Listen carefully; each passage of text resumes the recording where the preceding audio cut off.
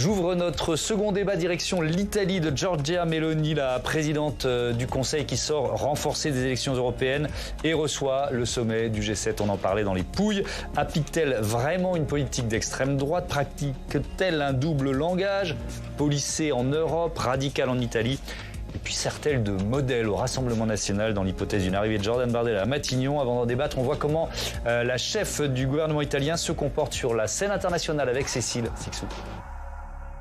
Aujourd'hui, c'est elle la bosse. Giorgia Meloni, hôte du G7, reçoit autour de sa table les plus grands dirigeants du monde. Et elle a de quoi être confiante, contrairement à ses voisins de table, Emmanuel Macron et Olaf Scholz. La première ministre italienne est arrivée en tête aux européennes. Il y a 4 jours, son parti a obtenu 29% des voix. Et je suis fière que ce pays se présente au G7 en Europe avec le gouvernement le plus fort de tous. C'est quelque chose qui ne s'est pas produit par le passé. En position de force, la dirigeante italienne a su faire sa place, car lorsqu'elle est arrivée au pouvoir en septembre 2022, personne ne misait sur elle. Avec son passé néofasciste et anti-européen, tout le monde était méfiant. Bruxelles, les capitales internationales, les décideurs financiers. Elle avait une mauvaise réputation.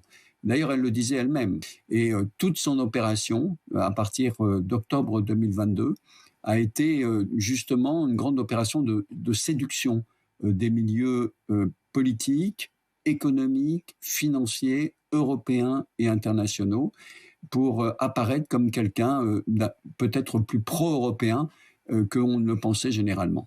Elle multiplie les rencontres et lit son discours à l'étranger. Mais en Italie, Giorgia Meloni ménage sa droite, en durcissant notamment sa politique migratoire, mais aussi grâce à une prise de contrôle des milieux médiatiques et culturels. Elle a 2 visages, celui souriant, affable, prêt à discuter, pragmatique avec l'Europe, et puis l'autre visage qui est celui de Giorgia Meloni, une nationale populiste, conservatrice, qui considère qu'il faut que l'Italie recouvre plus de souveraineté nationale. Grâce à son leadership européen, Giorgia Meloni espère peser à Bruxelles sur 2 thématiques, le durcissement de la politique migratoire et l'opposition au pacte vert. Le double jeu de Giorgia Meloni, c'est le thème principal de notre débat. On se demandera aussi si son action pourrait être copiée par Jordan Bardella s'il accédait au pouvoir en France. J'accueille Ludmila Acone. Bonjour. Bonsoir, bienvenue. Vous êtes historienne, spécialiste de l'Italie. Alberto Toscano, bonsoir et bienvenue. Merci. Vous êtes journaliste, écrivain et vous publiez Camarade Balabanov, vie et lutte de la grand-mère du socialisme. C'est aux éditions Armand Collin. Gilles Ivaldi, bonsoir. Bonsoir. Bienvenue, ravi de vous accueillir. Vous êtes chargé de recherche CNRS au CEVIPOF et Tam Tranui, évidemment, est resté à mes côtés, éditorialiste politique. Avant de dresser avec vous le bilan de l'action de Giorgia Meloni, ça fait quoi, un peu moins de 20 mois, je crois qu'elle est au pouvoir, ces images qui témoignent d'un climat politique très tendu en Italie, une bagarre qui éclate hier au Parlement. Vous le voyez, un membre du mouvement 5 étoiles qui s'appelle Leonardo Dono qui brandit un drapeau de l'Italie devant le ministre des Affaires étrangères. Puis ensuite, voilà, la mêlée. On regarde.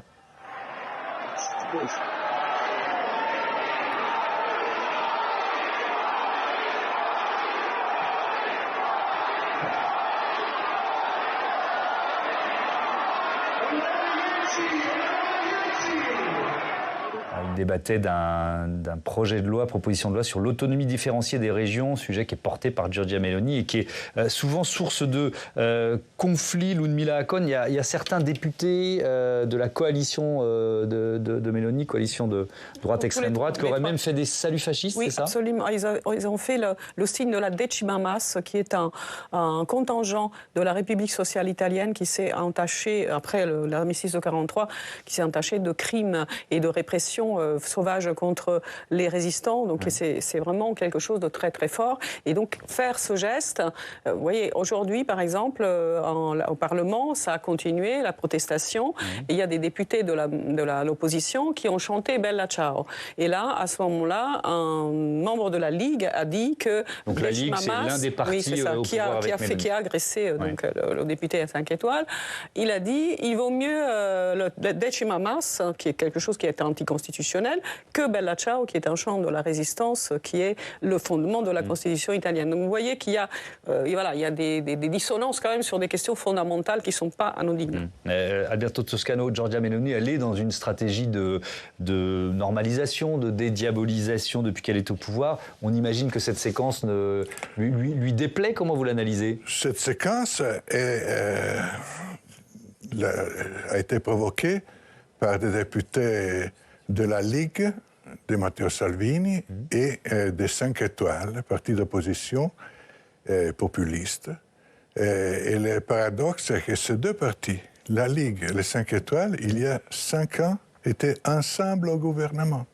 Et il y a eu entre 18 et 19 une majorité politique italienne, le premier gouvernement Conte, composé par des membres de ces deux partis de parlementaires. Donc vous nous dites qu'on est plutôt dans une confusion que dans c'est une confusion une image qui dessert Giorgia Meloni. C'est une confusion honteuse qui a vu ces députés de ces deux partis qui, franchement, ne font pas honneur à la République italienne, à ses institutions. Je vous donne la parole tout de suite, mais vous vouliez réagir. Oui, je voulais simplement dire que ce n'est pas... il y a quand même quelqu'un qui a agressé quelqu'un d'autre. C'est-à-dire que concrètement, le député 5 étoiles, quoi qu'on en pense, il a brandi le drapeau de l'Italie devant un ministre sur la question de l'autonomie différenciée qui va créer des inégalités entre les régions. Il est contre, donc il montre un drapeau de la République italienne pour montrer l'unité d'Italie. C'est un point de vue, d'accord, on peut être d'accord ou pas, mais le fait d'agresser physiquement un député pour cela, là, c'est vous dire qu'il a provoqué, c'est un petit peu chercher.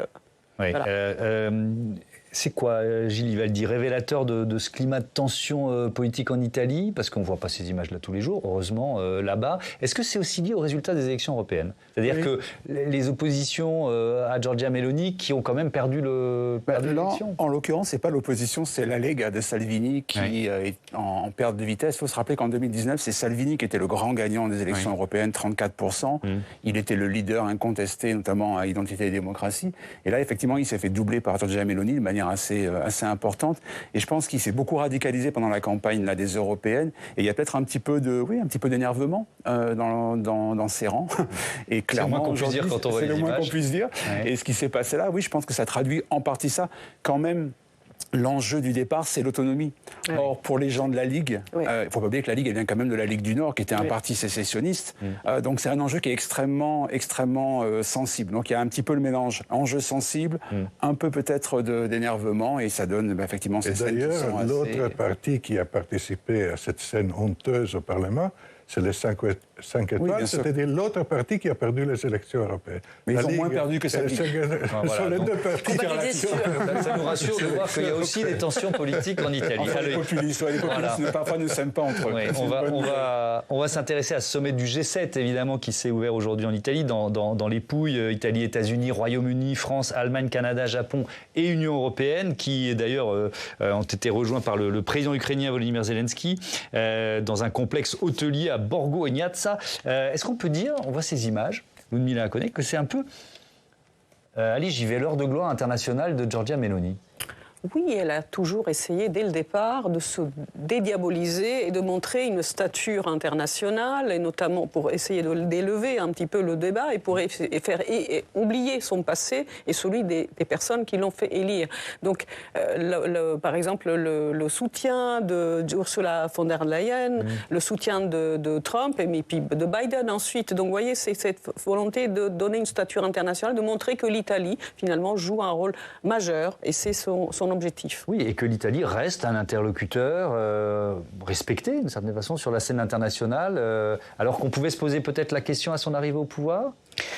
Eh bien, beaucoup de points de vue très différents. On pourrait parler de ce qui est en jeu dans le G7. Il y a quand même un certain nombre de désaccords entre les participants, et notamment sur la question de l'avortement. On va peut-être y arriver.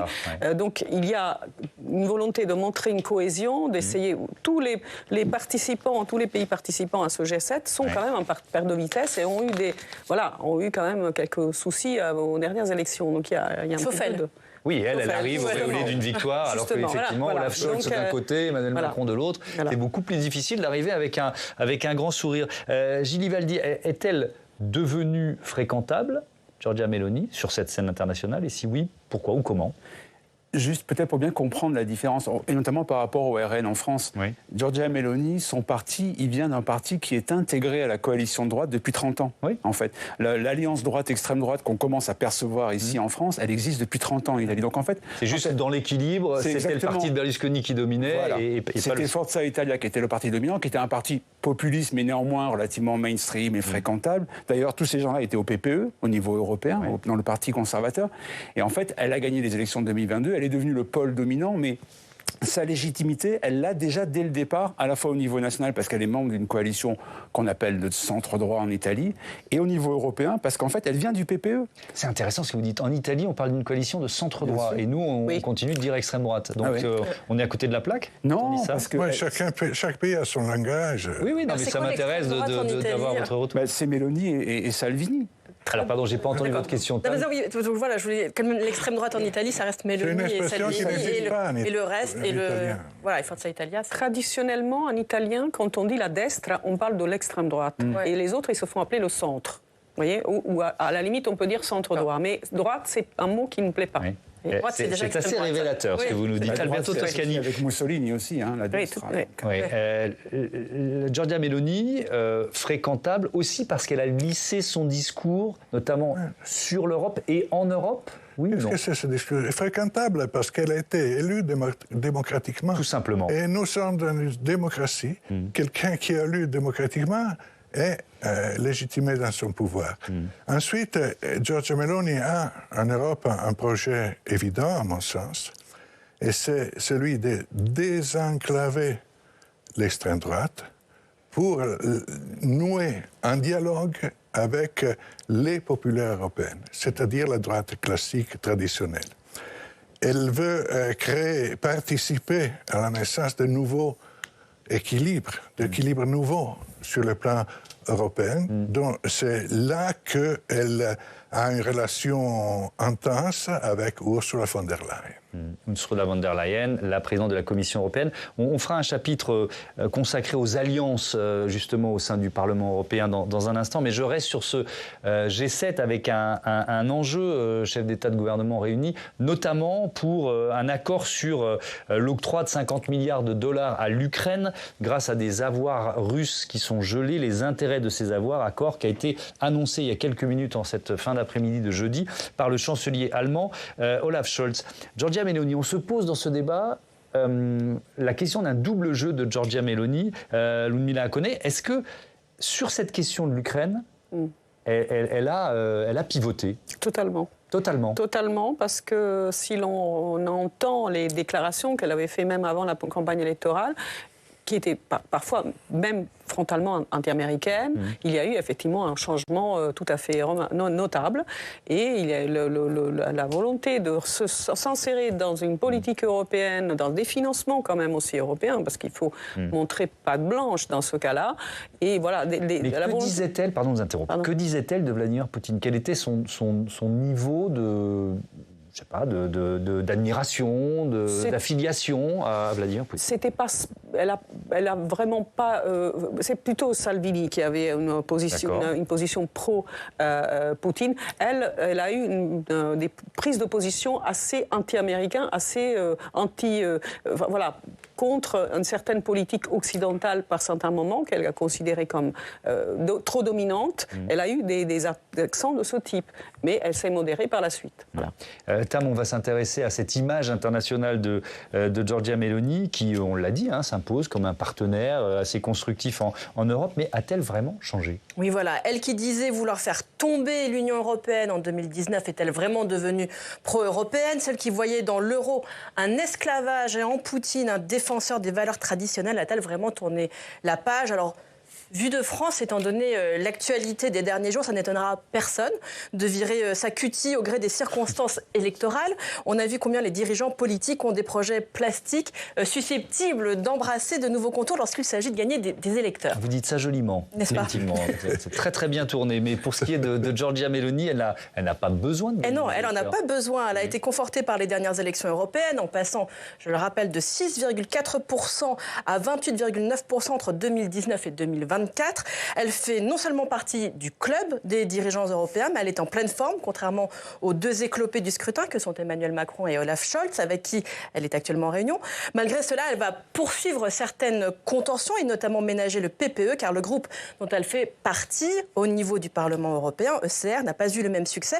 Elle va donc continuer sur la voie de l'ambiguïté. Et c'est pourquoi je pense qu'il est bon en ce moment de rappeler certains fondamentaux chez Giorgia Meloni. Par exemple, qui sont les vrais camarades de Giorgia Meloni, pas ceux avec qui elle s'est affichée aujourd'hui lors de ce G7, avec qui elle doit bien travailler, mais dont elle ne partage pas forcément les idées. On va voir ceux dont elle partage les idées. Eh bien, c'est ceux avec qui elle était au mois de mai à Madrid, à l'invitation du Parti national espagnol Vox. Il y avait Javier Milei, il y avait Viktor Orban, des pro-Trump. C'était bien l'international de l'extrême droite.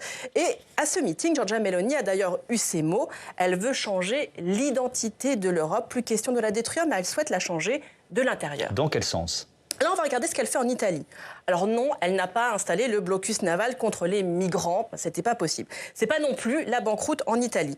Mais elle montre, par exemple, une certaine allergie au contre-pouvoir. On l'a vu réprimer violemment des manifestations étudiantes. On l'a vu interdire des rave-parties, criminaliser les parents défaillants ou encore, par exemple, abolir le délit d'abus de pouvoir au grand désespoir des associations anticorruption, mais aussi et surtout, elle rend de plus en plus difficile l'accès à l'IVG qui fait l'objet de nombreuses diatribes de la part de ses ministres. Elle a notamment ouvert la porte des hôpitaux publics aux pro-vie, donc aux anti-IVG. Et d'ailleurs, aujourd'hui, des sources diplomatiques ont indiqué que l'Italie tentait d'atténuer une déclaration du G7 favorable à l'IVG. On verra si elle arrive à ses fins. Et alors, il y a un autre élément pour conclure qui est très important, lequel ? Oui, actuellement, elle tente aussi ce qu'elle appelle la mère des réformes, l'élection au suffrage universel direct du président du Conseil des ministres le même jour que les législatives pour, dit-elle, apporter plus de stabilité au poste. Cette réforme, elle est très controversée. Pourquoi ? Parce qu'elle viendrait modifier le mode de scrutin qui a été instauré par les pères de la République italienne qui ont voulu éviter le retour d'un homme ou d'une femme seule après la dictature fasciste. Notez que cette élection directe, c'est aussi une revendication des mouvements politiques qui ont été fondés par les nostalgiques de Mussolini, dont Giorgia Meloni est issue. Elle qui disait, je le rappelle, dans ses jeunes années militantes, que le Duce était un grand homme politique. Merci beaucoup, Tam. Je veux bien qu'on prenne un peu de temps sur cette réforme institutionnelle. Peut-être pour commencer avec vous, Alberto Toscano. Présidentialisation du régime, c'est ce qu'elle souhaite faire. Est-ce que c'est dangereux ? C'est bête. C'est bête comme réforme et je suis absolument persuadé que cette réforme constitutionnelle ne verra jamais le jour. Les réformes constitutionnelles qui ont vu le jour ont été celles, en particulier une, qui va dans la direction de la régionalisation, donc exactement dans la direction de ce qui est contesté aujourd'hui dans l'un des volets de la réforme constitutionnelle de Giorgia Meloni, et qui a été réalisé par la gauche, par Massimo D'Alema. Donc la réforme constitutionnelle qui aide le plus le Nord et qui divise les régions italiennes entre plus favorisées et moins favorisées a été réalisée J'entends ce par que la vous dites, gauche. Mais revenons à ce que propose là Giorgia Meloni. Présidentialisation, voilà, plus d'incarnation, peut-être plus de pouvoir pour celui ou celle qui dirige le pays. Ils sont comme un plébiscite tous les 5 ans. Quoi. C'est ce qu'on fait en France, hein, mais oui, bon. Cette réforme, on a vu le résultat. Oui, on peut dire ça. Cette réforme constitutionnelle est très peu de choses par rapport à ce qui se passe aujourd'hui en France. Même avec la réforme constitutionnelle de Giorgia Meloni, jamais un gouvernement pourrait gérer le pouvoir sans avoir la majorité absolue au Parlement, comme ça se passe en France depuis 2022. Cette réforme constitutionnelle, de toute façon, ne passera pas. Bon. Pour la simple et bonne raison qu'il y a deux façons de faire passer une réforme constitutionnelle en Italie. La majorité qualifiée de 2/3, dont ce gouvernement ne dispose pas, et le référendum qui a été essayé par Matteo Renzi, chef de la gauche à l'époque, et qui n'a pas obtenu une majorité. Giorgia Meloni tout le monde, évidemment, façon, sur ce référendum, n'a aucune chance de gagner. Je vous donne la parole, je m'appelle Ludmila Akon pour commencer. Votre avis sur cette réforme, sur effectivement ses chances d'aboutir, et peut-être sur ce que ça réveille du passé de l'histoire italienne. Alors, Alberto a raison. Justement, Matteo Renzi a joué toute sa crédibilité dans un référendum pour renforcer l'exécutif et pour abolir un petit peu le parlementarisme tel que nous le connaissons. Et il a été battu à plat de couture. Ça n'a pas marché. Meloni espère aller encore plus loin, c'est ce qu'elle voudrait. Mais effectivement, tout ceci réveille des choses très, très graves dans l'Italie historique. Oui. Et au même temps, et aussi se heurte à l'attachement que les gens ont de la Constitution née de la résistance et de l'antifascisme, avec un renforcement du pouvoir personnel et l'opposition critique justement vraiment le contexte à la fois historique et aussi le manque de démocratie qui pourrait jaillir de cette réforme. Oui, parce que Gilles Ivaldi, ce parlementarisme puissant, il s'explique par l'histoire. On va pas la rappeler, mais voilà, il y a une vraie logique historique. Et c'est là qu'on a nos deux histoires parlementaires et institutionnelles qui sont si différentes. Vous avez raison, mais au-delà de l'histoire, je pense que moi, ce qui m'importe, c'est de mettre ça aussi en relation avec ce qu'on sait de ce que font les gens d'extrême droite au pouvoir. Parce que ça rappelle Orban en Hongrie, ça rappelle le PiS en Pologne, ça rappelle même Trump. Donc risque de démocratie illibérale. Exactement. Ce que fait l'extrême droite aujourd'hui, c'est qu'elle ne met pas la démocratie en danger. Évidemment, Meloni, il y aura des élections en Italie, il y a un parlement, on ne va pas mettre les gens en prison. Mais par contre, on affaiblit tous les piliers de la démocratie libérale, les contre-pouvoirs, les juges, les médias. On parlera, j'espère, du contrôle des médias par Meloni. Donc c'est ça qui est inquiétant. Et c'est ça aussi qui fait qu'aujourd'hui, c'est une extrême difficulté de faire comprendre aux gens que l'extrême droite, évidemment, il n'y a rien de tonitruant, mais de manière très insidieuse, elle vient toucher des piliers fondamentaux des démocraties libérales modernes. Piliers qui sont touchés dans la France d'aujourd'hui, qui sont touchés en France, qui ne seront pas touchés dans l'Italie de demain, parce que ça passera par le peuple, par un référendum, et ça se terminera exactement comme pour Matteo Renzi. On verra. Quel que soit, donc vous nous dites, même si c'est une alliance droite-extrême droite, il n'y a pas de danger. On a entendu des arguments aux uns et aux autres. Il n'y a pas de danger pour la démocratie. Il y a beaucoup de danger pour la mauvaise politique, pour la mauvaise gestion du pouvoir, pour les bêtises qui sont faites malheureusement souvent en Italie, mais pas pour la démocratie. On va prendre un exemple et ça m'intéresse de savoir ce que vous en pensez. Vous l'avez évoqué, Tam, entaille à la liberté des femmes, cette autorisation faite aux anti-avortements d'entrer dans les hôpitaux publics, dans les centres médicaux pour dissuader ces femmes. Coup de colère, vous l'avez forcément vu, ou sinon, regardez bien cette séquence, ça a provoqué ce coup de colère de la députée de l'opposition, Gilda Sportiello. Ce ne sont pas des associations d'aide à la maternité que vous voulez faire entrer dans les centres médicaux. Ce sont les anti-avortements. Vous l'avez fait présenter par un homme, cet amendement. Vous l'avez fait présenter par un homme qui doit décider de ce que nous, les femmes, devons faire de nos corps. Mais vous vous rendez compte? Et en plus, vous avez fait défendre ce choix hier par un homme qui, à l'Assemblée, a déclaré « Nous donnons aux femmes l'opportunité de la vie ». Mais de quoi parle-t-on? C'est nous, les femmes, qui choisissons ce que nous voulons dans notre vie, que ce soit être mère ou ne pas l'être. Personne ne nous le donne ni ne nous en donne l'opportunité. Vous devriez avoir honte. Et je vais vous dire autre chose. Je suis mère, j'ai choisi d'être mère, et il y a 14 ans, j'ai choisi d'avorter. Et vous savez pourquoi je le dis au sein du plus haut lieu de représentation démocratique de ce pays, où encore aujourd'hui on a du mal à prononcer le mot avortement, où les jambes tremblent quand on en parle, parce que je souhaite qu'aucune femme voulant avorter ne se sente attaquée par cet État, car une femme qui choisit aujourd'hui d'avoir recours à l'IVG doit savoir qu'elle a un État ami, ce que n'incarne pas ce gouvernement. Ludmila Akon, que se passe-t-il aujourd'hui dans les hôpitaux, dans les centres de Alors déjà, il faut savoir que le droit à l'avortement, depuis l'adoption de la loi, n'a eu de cesse d'être attaqué, et notamment par la démocratie chrétienne qui était au pouvoir et par la droite ou le centre. Donc c'est d'abord l'adoption de l'objection de conscience aussi qui fait qu'un nombre très important de médecins refusent et peuvent refuser de pratiquer l'avortement. Ensuite, il y a une série de pressions sur les femmes, au niveau psychologique, au niveau matériel, etc. Et donc là, faire entrer ces associations dans les dispensaires, c'est quelque chose qui est... enfin, voilà, je pense que ça se commente de tout seul. Quand on va dans un dispensaire en Italie, déjà, on n'est pas dans l'anonymat. C'est quand même quelque chose qui vous expose, y compris à ce que les gens, le voisinage, tout le monde sait plus ou moins où vous allez. Donc déjà, c'est quand même très délicat. Et là, vraiment, le droit à l'avortement, il est menacé par des attaques récurrentes. Et ça, c'est là une des plus graves. Oui. Gilles Livaldi, est-ce qu'il y a d'autres libertés fondamentales qui sont remises en cause aujourd'hui en Italie avec l'arrivée au pouvoir de Giorgia Meloni? On l'a évoqué, effectivement, il y a aujourd'hui une tentative, me semble-t-il, de contrôle des médias, je pense que vous pouvez en parler peut-être sans doute mieux que moi, qui est inquiétante et qui fait partie, encore une fois, de cette dérive illibérale, très insidieuse, très lente et très cachée. Et ce qu'il faut bien comprendre, c'est qu'aujourd'hui, l'extrême droite, quand vous dites est-elle fréquentable, la question porte déjà la réponse. On se pose la question de savoir si elle est fréquentable, mais est-ce qu'au fond, la vraie question, c'est pas de savoir est-ce qu'il reste quelque chose de cette culture d'extrême droite. Or, le problème, c'est que la culture politique d'un parti, ça reste.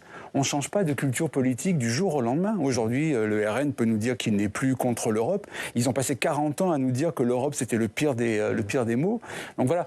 Et d'ailleurs, c'est une question, pardon d'interrompre, c'est l'extrême droite. Oui, c'est une des questions qu'on pose dans ce débat. Est-ce que l'Italie peut servir de modèle au Rassemblement national qui espère, qui ambitionne d'arriver au pouvoir dans quelques mois, notamment sur la question de l'audiovisuel, puisque le Rassemblement national a annoncé une privatisation de l'audiovisuel public en France. Oui, c'est un modèle, mais encore une fois, je pense que ce qui manque au RN, c'est ce qu'a eu Meloni, c'est que Meloni, elle était incluse dans la coalition, elle est intégrée. Le RN, c'est un parti paria, c'est un parti qui n'est pas inclus ni au niveau national, ni au niveau européen. Qui va peut-être de moins en moins et qui va peut-être prendre le pouvoir. On est bien d'accord. Oui. Mais je pense que Meloni, elle, ce qu'elle a, elle est très pragmatique parce qu'elle a cette culture du compromis, de la négociation, qu'elle a apprise à la fois au sein de la coalition de droite avec Berlusconi et quand on est avec Berlusconi et Salvini, je pense qu'on apprend le compromis et la négociation et qu'elle apprend. Regardez la relation avec von der Leyen. C'est incroyable. Elle a réussi en quelques mois à créer une relation avec elle que peu de chefs d'État ont eu. Alors, je veux bien qu'on continue, et puis on reviendra à la question des libertés fondamentales, mais sur l'effet miroir entre Giorgia Meloni au pouvoir depuis 20 mois et le Rassemblement national qui ambitionne d'y arriver. Je crois savoir que les relations entre Giorgia Meloni et Marine Le Pen ne sont pas des plus cordiales, Alberto Toscano. Est-ce que l'Italie de Meloni peut être un modèle pour le RN de Bardella et Le Pen? Je pense tout d'abord que Ludmilla a parfaitement raison sur la question de l'avortement. Mais je précise que ces dangers pour l'avortement en Italie remontent à avant, comme Ludmilla a justement dit. C'est la démocratie chrétienne, c'est la matrice catholique de l'Italie. Et par contre, je ne suis pas d'accord, c'est-à-dire, je suis d'accord sur le fait qu'aujourd'hui, il y a une question de débat sur les médias en Italie. Mais alors, vous ne répondez pas du tout à ma question, Alberto. Bon, je dis seulement que je vous ai dit qu'on allait reparler des médias, donc en général, je tiens mes promesses. Donc, l'effet miroir France-Italie, parce que ça m'intéresse. L'effet miroir est bien réel. Oui. La relation personnelle entre Giorgia Meloni et Marine Le Pen n'est probablement pas du tout bonne, aussi parce qu'ils font partie de deux groupes différents au Parlement européen. C'est vrai. En même temps, en politique, vous m'apprenez que l'effet pouvoir est déterminant, donc ils ont un intérêt commun de dialoguer. Encore faut-il voir, mais ça, ce n'est pas un problème direct italien. Qu'est-ce qui peut se passer en France? Si en France, il y a la même dose de pragmatisme que Giorgia Meloni a montré en Italie sur certains dossiers, comme celui ukrainien. Comme celui de la politique. C'est intéressant. Je veux bien entendre votre avis là-dessus, parce que ce qu'on commence à sentir poindre, pardon de venir un peu sur la politique française, qui nous obsède peut-être un peu trop, mais on commence à sentir poindre chez le Rassemblement national, là, en ce moment. Déjà, ce pragmatisme. Mais la réforme des retraites, on la fera peut-être pas. J'ai répondu à votre question. Oui, merci beaucoup, d'ailleurs, Alberto. Donc, est-ce qu'il y a une source d'inspiration italienne du Rassemblement national? La situation institutionnelle n'est pas exactement la même. Vrai. Parce que Giorgia Meloni a été échaudée, comme ses colistiers, à une chose, c'est-à-dire le barrage dit républicain, qu'on appelle autrement en Italie. C'est-à-dire qu'à plusieurs reprises, des membres de l'extrême droite ont failli soit être maires à Rome, par exemple, ou ailleurs, Et ils ont été balayés parce qu'il y a eu un front républicain massif. Quel est le nom italien? Si direbbe reazione antifascista o sbarramento al fascismo, all'estrema le mot destra. fascisme. Non, le nom italien arco costituzionale. Oui, l'arc constitutionnel, c'est ce qu'on attend. Ça veut dire l'arc constitutionnel, c'est là tous ceux qui sont dans le... Pardon de vous avoir interrompu. Je vous en prie. Donc, il y a cette urgence, en fait, et c'est ce qui explique aussi le retournement, ou du moins de façade, de montrer qu'effectivement, on n'est pas ce contre quoi on se coalise. Donc c'est très important de montrer patte blanche, si je puis me permettre, de ce point de vue-là. Même en France, bien sûr, ça existe, mais en Italie, ça a été vraiment très très massif, parce qu'en plus, ça tombe sous le coup de la Constitution. Donc, mais en même temps, les symboles fascistes, ils reviennent toujours au galop, même si on essaie de les cacher. Et donc, vous vouliez prendre la parole sur l'audiovisuel. Non, c'est un discours délicat qui doit être vu dans son ensemble. Oui. La RAI a toujours été divisée à l'avantage des partis de gouvernement. Toujours. Le Parti socialiste et la démocratie chrétienne s'est partagé les positions de pouvoir dans la RAI, la direction de la première chaîne démocrate chrétienne, la deuxième chaîne socialiste, tout ça. Ce qui se passe aujourd'hui, si on regarde seulement aujourd'hui et on oublie le passé, on dit « Oh, quel scandale !» C'est bien sûr que Giorgia Meloni veut influencer la RAI, mais c'est évident. Mais ce n'est pas une nouveauté d'aujourd'hui. C'est malheureusement une triste tradition italienne. Alors il faudrait, une fois pour toutes, faire en sorte qu'en Italie, le système de la télévision radio publique soit affranchi de cette influence politique. Mais tous les partis, vous savez, quand chaque président du Conseil italien, depuis toujours, a son journaliste qui s'occupe de lui dans ses voyages pour la première chaîne publique de la télévision. Et c'est une triste et évidemment une relation personnelle, c'est nous, entre journalistes et hommes politiques. C'est triste, mais ce n'est pas une chose d'aujourd'hui. Ça serait trop beau, à la limite, si c'était seulement une chose d'aujourd'hui. Gilles Ivaldi, un mot. C'est pas une chose d'aujourd'hui, mais encore une fois, il me semble que c'est pas exactement la même chose quand on a le Parti socialiste ou même la démocratie chrétienne et un parti qui vient quand même du néofascisme. C'est-à-dire vos amis peuvent faire ça, les autres ne peuvent pas. Qu'est-ce que c'est ce discours, s'il vous plaît? C'est juste que c'est pas les mêmes conséquences potentiellement. Je dis pas que c'était mieux avant, je dis juste que aujourd'hui le fait que Meloni, alors qu'on a l'exemple d'autres démocraties, et je répète, Orban, Trump, le PIS en Pologne, je pense qu'il faut qu'on soit un peu plus vigilant. Je ne dis pas que ça excuse ce qui s'est passé auparavant, c'est juste plus de vigilance.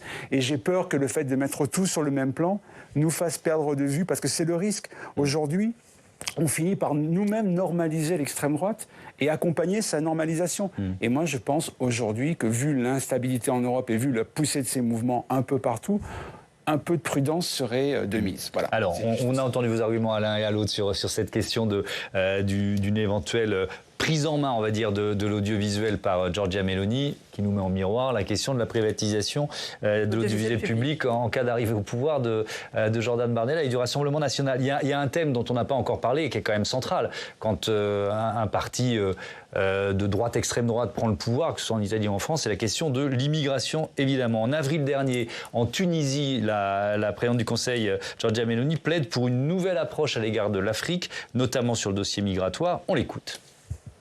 L'Italie continue à faire progresser, surtout avec cette nouvelle approche qu'elle est en train de promouvoir aussi au niveau européen. Je suis très contente de cette journée, des accords que nous avons signés et des prochaines visites des ministres qui mèneront à d'autres accords, venant ainsi confirmer une relation stratégique très importante que l'Italie considère comme l'une des principales priorités sur laquelle nous travaillons sur le plan bilatéral et multilatéral. Bon, ça c'est pour le discours. Maintenant, essayons de regarder les chiffres, des chiffres qui ont été préparés par Alexandre Poussard, et je l'en remercie. 2023, on va regarder. 2022, 75 000 arrivées illégales. Évidemment, c'est une évaluation. 2023, on est à 158 000. 2024, baisse importante. De janvier à mars, on recense seulement 10 000 arrivées, 50% de moins que l'an dernier sur la même période. Et alors, ce qui est intéressant, c'est de se pencher sur la question des régularisations. Donc, il y a lutte contre l'immigration clandestine. d'origine, proposée et revendiquée par Giorgia Meloni, mais augmentation de l'immigration légale de travail, 452 000 visas accordés d'ici à 2025. Et je rappelle que la loi immigration française qui a été votée l'hiver dernier prévoyait seulement 15 000 régularisations de travailleurs sans papier. Est-ce qu'il y a là un paradoxe Meloni ? Votre avis, Ludmila Aconé, pour commencer ? L'Italie va finalement accueillir plus d'immigrés que la France, si je schématise. Oui, alors d'abord il y a un problème de conception et aussi de chiffres, parce qu'aujourd'hui il y a eu le rapport de la Croix-Rouge italienne sur cette question-là, et notamment sur le hotspot de Lampedusa. Donc ils ont annoncé plus de 95 000... Je vais regarder le chiffre exact, excusez-moi. Immigrants reçus cette année. Ils disent qu'effectivement, il y a une baisse des arrivées, mais une augmentation des mortalités due, en fait, notamment au traitement de la question par le garde-côte libyen et par des violences qui sont faites contre les migrants. Donc ça pose quand même la question des accords qui ont été faits et qui sont poussés d'ailleurs aussi par Meloni avec les autorités libyennes. Et comment c'est perçu par les partisans de Giorgia Meloni ? Alors, ils ne l'ont pas sanctionné dans les urnes, là, puisqu'on a vu les résultats des élections européennes. Mais est-ce qu'il y a quand même le sentiment d'une forme de renoncement de Giorgia Meloni sur ces questions migratoires ou pas ?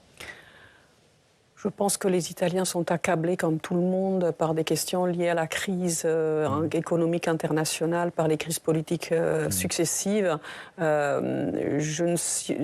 Finalement, vous voyez ce que dit ce rapport de la Croix-Rouge, c'est qu'il n'y a pas une urgence immigration à l'heure actuelle en Italie. Il n'y en a pas une urgence à migration. Donc, ce n'est pas quelque chose qui va vraiment bousculer le débat public en ce moment et qui va toucher les gens. Ce n'est pas vraiment la question centrale. Alberto Toscano, c'est plus un débat en Italie ? Non, c'est un débat, mais pas pour les raisons qu'on croit. L'Italie pourrait parfaitement absorber 100 000 migrants par an. Mais le problème est que l'opinion publique... Vous savez, en politique, les perceptions de l'opinion publique comptent parfois plus que les faits. Et la perception de l'opinion publique italienne est que l'Europe se moque de l'Italie. Et que l'Europe dit « prenez les migrants ». Et ensuite, soyez humains avec les migrants.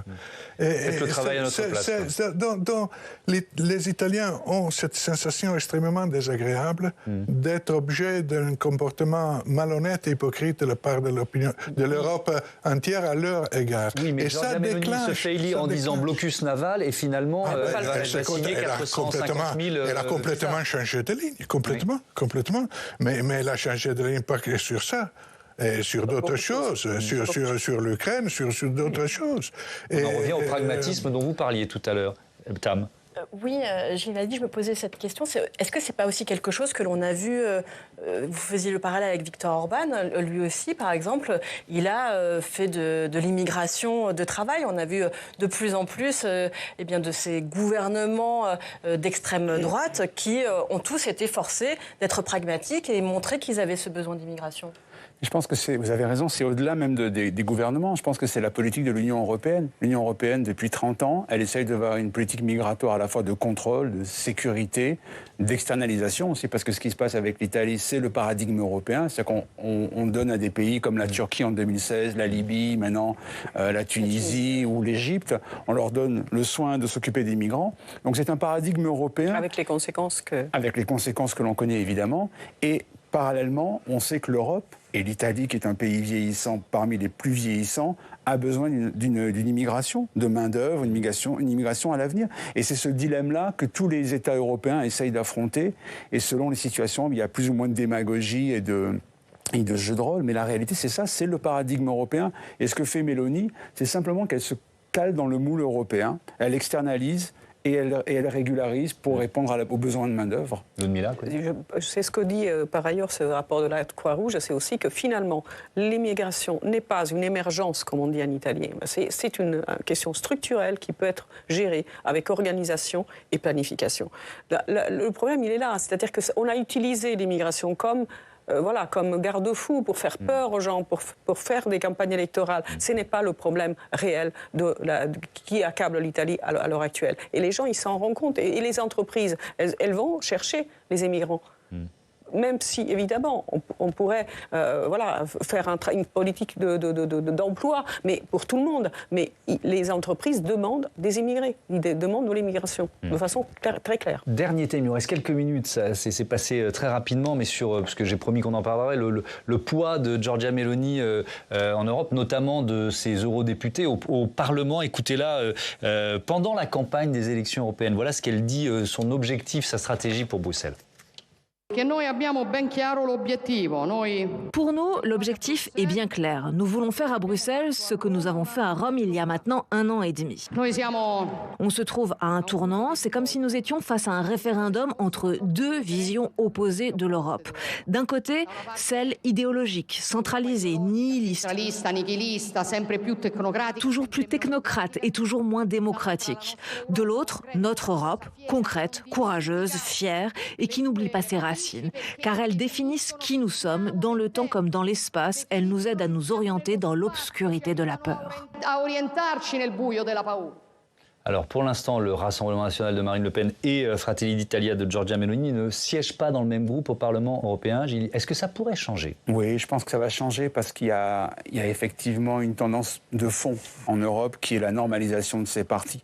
Et si d'autant plus, comme ça peut être le cas, le RN en France arrivé au pouvoir, la logique c'est d'aller vers ce groupe, donc qui est le groupe de Giorgia Meloni, qui est un groupe plus mainstream, qui est plus fréquentable et qui permettrait... C'est aussi le groupe, parce qu'il y a aussi le PiS polonais, c'est le groupe de ceux qui sont déjà arrivés au pouvoir. C'est le groupe de ceux qui ont déjà été au pouvoir. Orban est pressenti pour le rejoindre. Là aussi c'est un changement assez important. Orban était d'ailleurs à la manœuvre pour unifier toutes ces extrêmes droites européennes. Donc je pense qu'effectivement la logique, alors peut-être pas immédiatement, mais dans les mois, dans les années à venir, c'est qu'à un moment donné, Marine Le Pen s'éloigne de Identité et démocratie, qui est un groupe beaucoup plus radical, pour se rapprocher de Meloni. Oui. Elle a commencé à le faire en se désolidarisant de l'AfD. Exactement, elle a laissé tomber l'AfD, qui était vraiment devenue pour le coup très infréquentable. Elle était au meeting, Marine Le Pen, de Vox au mois de mai à Madrid. Donc il y a quand même des signaux. On sait que Bardella a pas mal aussi été en Italie pour voir. Donc je pense qu'à terme, ça me paraîtrait assez logique qu'il y ait un rapprochement entre les deux. Pour autant, Alberto Toscano, est-ce que ça peut faire, parce qu'on s'est beaucoup posé la question, on a fait beaucoup d'émissions sur les élections européennes ici, faire basculer l'axe du pouvoir de ce Parlement européen vers l'extrême droite? A priori non, si on regarde l'équilibre pour l'instant. Le jeu, évidemment, est de peser beaucoup plus. Le problème pour Giorgia Meloni est la Ligue. Parce que la Ligue est vraiment, on dit, cette extrême droite qui exprime des symboles fascistes, la Ligue aujourd'hui fait tout pour mettre Giorgia Meloni en difficulté. Le principal danger pour le gouvernement de Giorgia Meloni, qui inclut la Ligue, est la Ligue. Donc la Ligue en Europe est l'allié de Marine Le Pen. Et la Ligue tient beaucoup à cette relation, même personnelle, entre Salvini et Marine Le Pen. Et l'obstacle, probablement, pour Marine Le Pen de nouer de meilleures relations avec Giorgia Meloni est Salvini et la Ligue. Mais une fois qu'on a dit ça, si on regarde le poids des différents groupes parlementaires dans le nouveau Parlement européen, il y a les libéraux d'Emmanuel Macron, Renew Europe, à 79, ils étaient à 102 avant, et à 69 environ, 69-70, le groupe où il y a Giorgia Meloni, les conservateurs. Donc, il est important se mettre en troisième position de l'époque de Parlement. Et pour essayer de... Giulio Andreotti disait qu'il y avait la théorie des deux fours. Ancien président du Conseil italien. Et c'était la démocratie chrétienne pouvait aller acheter le pain chez les socialistes ou chez l'extrême droite du mouvement social. Il voulait toujours jouer sur cette ambiguïté. Alors, dans l'optique de Giorgia Meloni, les populaires européens devraient pouvoir jouer pour certaines lois sur les socialistes ou sur ces partis conservateurs d'extrême droite. Donc, elle veut entrer dans ce genre de jeu parlementaire au Parlement européen. Merci beaucoup. Désolé, c'est la fin de ce débat. Merci à tous d'y avoir participé. C'était passionnant et effectivement, il y a un effet miroir. On ne peut pas s'empêcher de penser à ce qui pourrait arriver en France. Je rappelle le titre de votre livre, Camarade Balabanov, vue et lutte de la grand-mère du socialisme, publié aux éditions Armand Collin. Voilà, c'est la fin de ce numéro de Sens Public. Je vous dis à lundi. Merci à toutes et à tous de votre fidélité. Vous qui êtes comme nous passionnés de politique, on va suivre évidemment de très très près tous les jours la campagne législative en France. Notez que ça continue demain dans la matinale. Oriane Monsigny reçoit Stanislas Guerini, ministre de la Transformation et de la Fonction publique. Belle soirée.